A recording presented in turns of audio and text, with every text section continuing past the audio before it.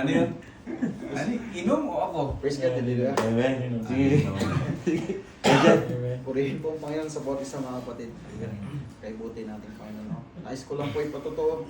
Actually, marami eh. Pero kabutihan ng Panginoon lagi na doon. Amen. Tinanggap ko ang Lord sa buhay ko. Talagang tumatak sa akin yung una. Yung salita niya, yung John 14:6, no? That He is the way, the truth, and the life. No one comes to the Father but through Jesus, He said. No? Kaya, ang sa puso ko na si Jesus lang talaga ang kailangan ko sa buhay. Dumating sa time na may ups and down man. Dumating sa time na umuwi ako sa Pilipinas. Kasi nga nagkaroon ng pride of life. Kaya yung mga kapatid, sabi nga ng kapatid, narinig ko na it's a choice. Mga choice mo to eh. Kaya mayroon tayong consequence ng choices na yun. But, nandun pa rin yung pagtitiwala ko sa Panginoon. Hindi ako sumurrender sa Kanya. Binitawan ko lahat.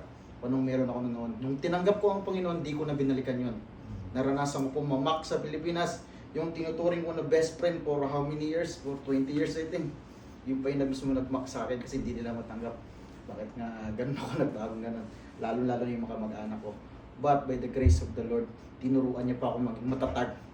Napanghawa akong salita niya na sa Panginoon talaga ako lalapit ka sa lahat ng pagkakataon.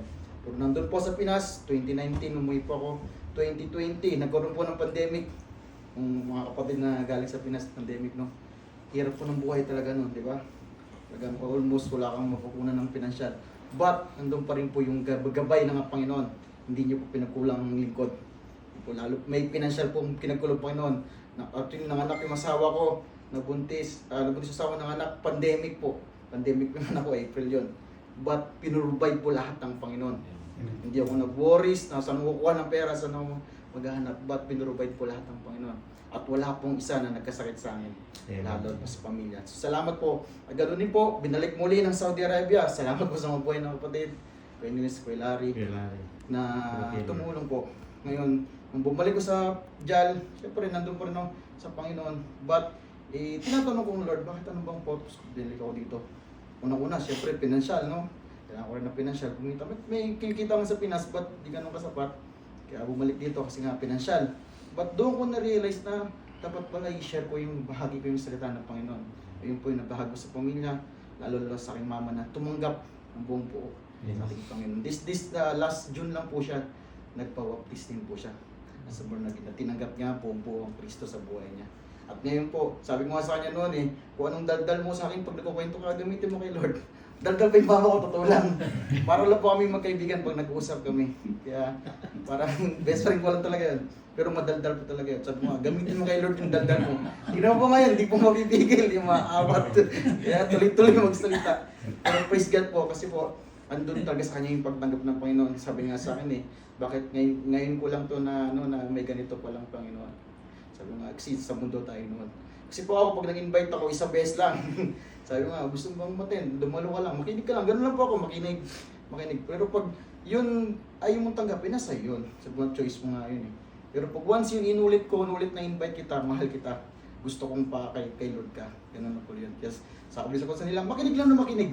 Hanggang sa yung lalapit sa yung banal na Espiritu, sa yung magpapunawa.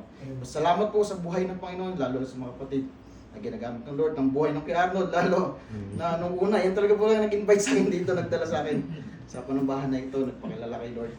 Na nakukulitan ako noon Kasi po, dahil dadaan ako ng area niya, tatawagin ko, dito Brad, gusto magpintuhan. Dali-dali ka Brad, tapos siyempre, yung Katoliko tayo galing, nandun yung panyaya na pag nangyaya ka, sige, sama na. Pero nandun pala yung Panginoon na pala yung gumagalaw sa buhay mo. Salamat sa buhay ng kay Arnold na ang Lord na patuloy na nagpapakilala sa atin kung sino talaga siya sa buhay natin. So salamat po kasi po, andito ang yung lingkod.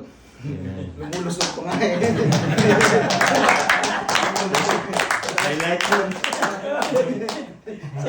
sabi nga nila, mapapagod pero hindi susuko. So sa darating na bagong taon, sa 2024, no?